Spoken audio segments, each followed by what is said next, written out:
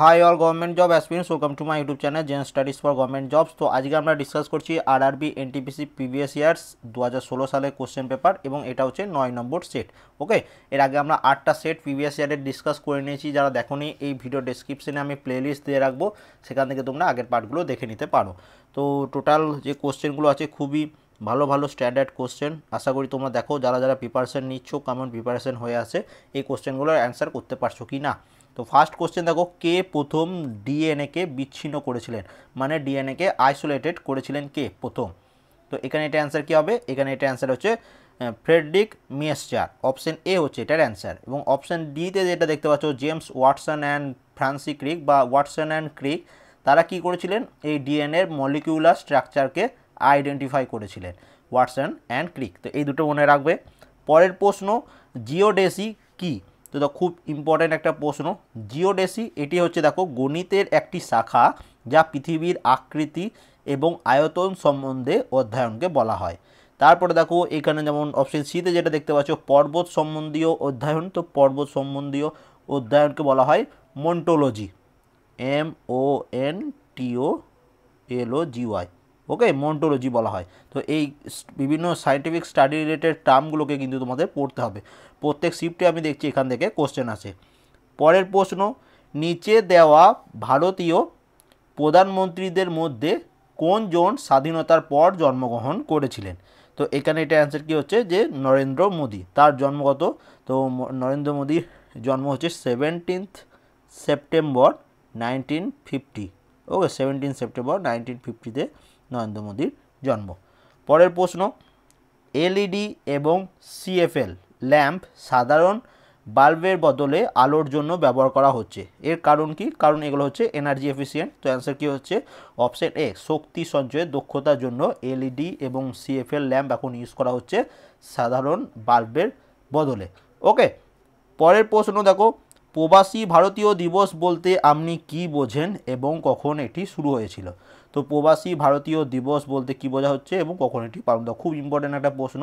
তো NRI day আমরা সবাই জানি, এটা কবে পালন করা হয়, কী জন্য পালন করা হয়, বা বলতে কি বোঝানো হয়? তো এটা অ্যান্সার কী হচ্ছে? দক্ষিণ আফ্রিকা থেকে মহাত্মা গান্ধী ভারতে ফিরে আসার দিন 9th জানুয়ারি 1915, এই দিনটাকে পালন করা হয় প্রবাসী ভারতীয় দিবস। ওকে, এবং এটা কবে শুরু হয়েছিল? 1915 সাল থেকে, 9th জানুয়ারি থেকে। ওকে, তো অপশন সি হচ্ছে এটার অ্যান্সার। যে বিশ্বাস এবং অভ্যাসের লক্ষ্য মানুষের জিনের উন্নতি ঘটানো জেনেটিক্সের ক্ষেত্রে, তাকে কি বলা হয়? তো তাকে কি বলা হচ্ছে? তাকে বলা হচ্ছে ইউজেনিক্স বা ইউজেনিক্সো। অপশন ডি হচ্ছে এটার অ্যান্সার। বৃহদেশ্বরা মন্দির কোন ধরনের উপকরণ দিয়ে তৈরি হয়েছিল? ফার্স্ট এটা জেনে রাখো, এই বৃহদেশ্বরা মন্দির এটা কোথায় অবস্থিত? এটা হচ্ছে থাঞ্জাভুর, তামিলনাড়ুতে। তামিলনাড়ুর থাঞ্জাভুর ডিস্ট্রিক্টে এটি অবস্থিত। ওকে, এবং এটা কোন ঠাকুরের পূজা অর্চনা করা হয়? এখানে পূজা অর্চনা করা হয় শিব ঠাকুরের। ওকে, এটাও মনে রাখবে, কারণ তোমার রিসেন্টলি এক্সামগুলোতে এইরকম ধরনের প্রশ্ন আসছে। এবং এটা এই যে বৃহদেশ্বরা মন্দির, এটি কোন নদীর তীরে অবস্থিত?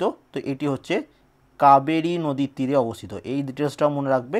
এবং এটা সবাই লাস্টে যেটা অ্যান্সার, যে বৃহদেশ্বরা মন্দির এটি হচ্ছে গ্রানাইট দিয়ে তৈরি।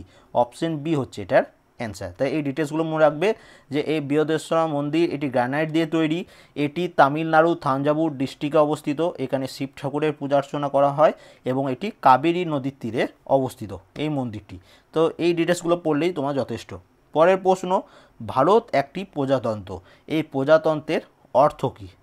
তো ভারত একটি প্রজাতন্ত্র, এই প্রজাতন্ত্রের অর্থ হচ্ছে অপশন সি, রাষ্ট্রপ্রধান অপ্রত্যক্ষভাবে জনগণ দ্বারা নির্বাচিত হন। তো অপশন সি হবে এখানে এটার অ্যান্সার। 9 নম্বর কোশ্চেন, অ্যাইস্টিভেশন কি? তো অ্যাইস্টিভেশন এটি হচ্ছে প্রাণীদের গণতন্ত্র। অপশন এ হচ্ছে এটার অ্যান্সার। পরবর্তী প্রশ্ন চলে যাচ্ছে আমরা 10 নম্বর কোশ্চেন। 10 নম্বর কোশ্চেনে কী বলেছে দেখো, যে আরাড ভার্ক এবং আরাড উলফ মধ্যে তফাৎ কী? তো দেখো, এই আরাড ভার্ক এটি হচ্ছে অনেকটা দেখতে শূকরের মতো, এবং আরাড উলফ এটি অনেকটা দেখতে হায়েনার মতো। তো অপশন বি হচ্ছে এটার অ্যান্সার। পরবর্তী প্রশ্ন,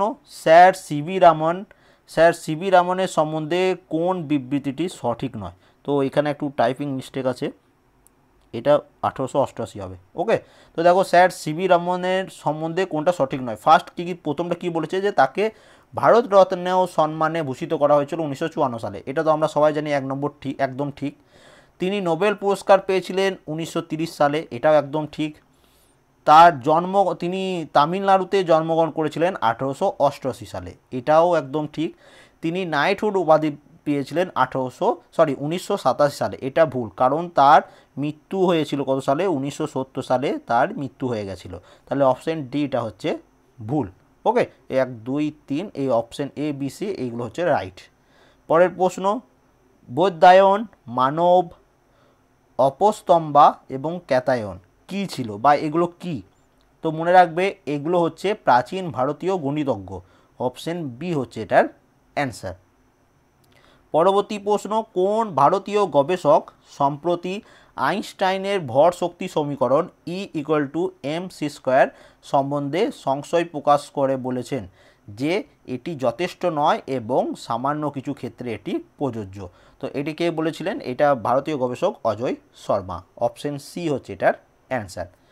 কোন পর্বতের উপর বিখ্যাত তিরুমালা মন্দির অবস্থিত? তো খুব ইম্পর্ট্যান্ট একটা প্রশ্ন।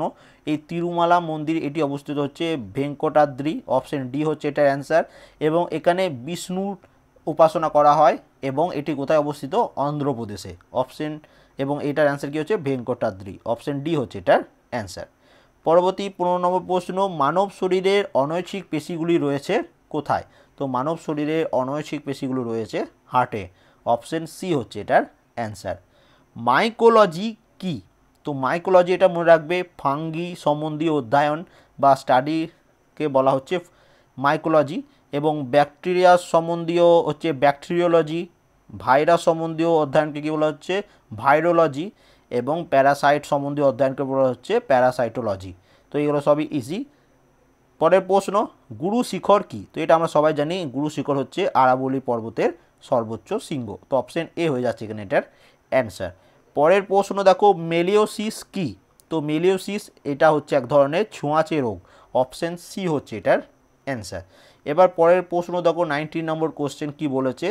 টেরাকোট্টা আর্মি, টেরাকোট্টা ভাস্কর্যের এক সম্ভার কোন দেশে প্রথম রাজার সৈন্যদলকে ফুটিয়ে তুলেছে? তো এই টেরাকোটা আর্মি এটা একটা টেরাকোটা ভাস্কর্যের একটি সম্ভার। তো এটি কোন দেশের প্রধান রাজার সৈন্যদলকে ফুটিয়ে তুলেছে? তো এটা কি অ্যান্সার হবে? এটা অ্যান্সার হচ্ছে চীন।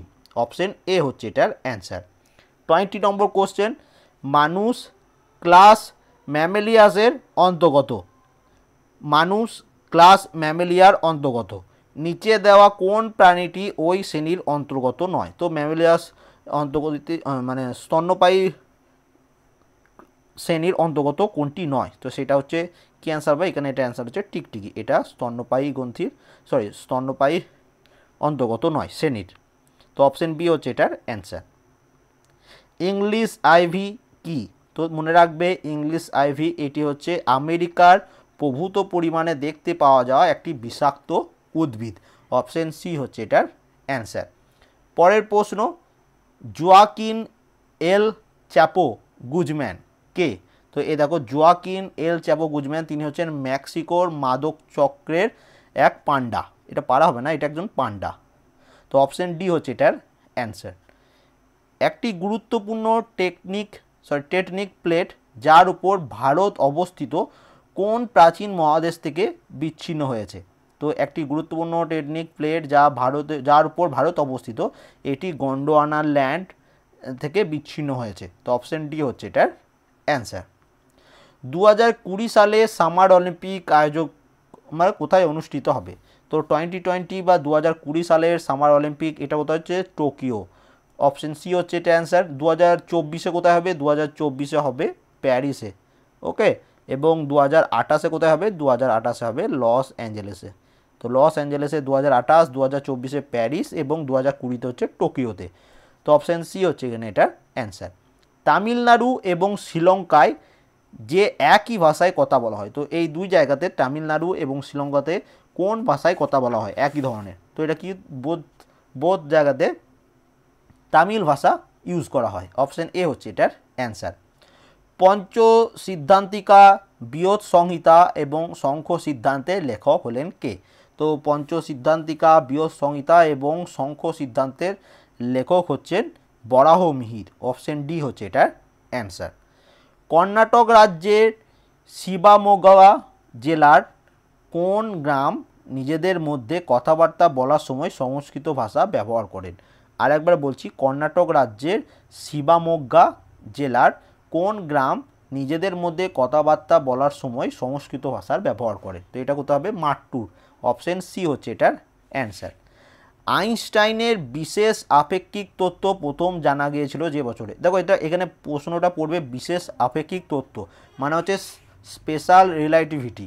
এই তত্ত্বটা বা এই থিওরিটা প্রথম জানা গিয়েছিল কত সালে? তো স্পেশাল রিলেটিভিটি এই তত্ত্বটি জানা গিয়েছিল 1905 সালে। অপশন বি হবে এটার অ্যান্সার।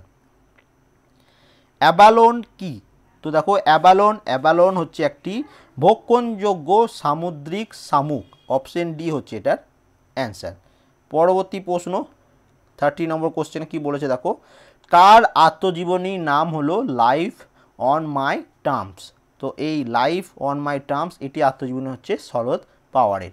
এবং কালকে দুদিন আগেই তোমাদের যে স্ট্যাটিক জিকের ক্লাস 1 করিয়েছিলাম, সেটা হচ্ছিল এসএসসি সিজিএল 2020তেই যে পরীক্ষাটা হলো রিসেন্টলি কয়েকদিন আগেই, সেখানে এসেছিল শশী থারুরের রচিত একটি গ্রন্থ। তো সেইটার নাম কি? অ্যান এরা of darkness, the British empire in India. তো ওটা শশী থারুরের লেখা ছিল, যেটা তোমাদের পরীক্ষার জন্য খুব important.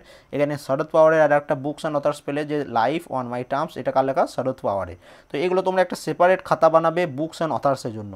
Recently books and authors থেকে প্রত্যেক এক্সামে কিন্তু প্রশ্ন আসছে। পরের প্রশ্ন, কে বলেছিলেন বাঁচো তো এমনভাবে বাঁচো যেন তোমার কালে মৃত্যু হবে, আর জ্ঞানার্জন করলে এমনভাবে করো যেন তুমি চিরকাল বাঁচবে? তো এটি কার উক্তি? তো এটি হচ্ছে পণ্ডিত জওহরলাল নেহেরু। অপশন বি হচ্ছে এটার অ্যান্সার। জাপান থেকে কোন জাহাজটি জানুয়ারি 2016 সালে চেন্নাইয়ে এসেছিল এবং ভারত জাপান উপকূলীয় রক্ষী বাহিনীর যৌথ মহড়া অংশ নিতে? তো এটা অ্যান্সার কী হবে? এটা তখনকার কারেন্ট অ্যাফেয়ার্স, তো জেনে রাখো ইচিগো নামে জাহাজটি এসেছিল।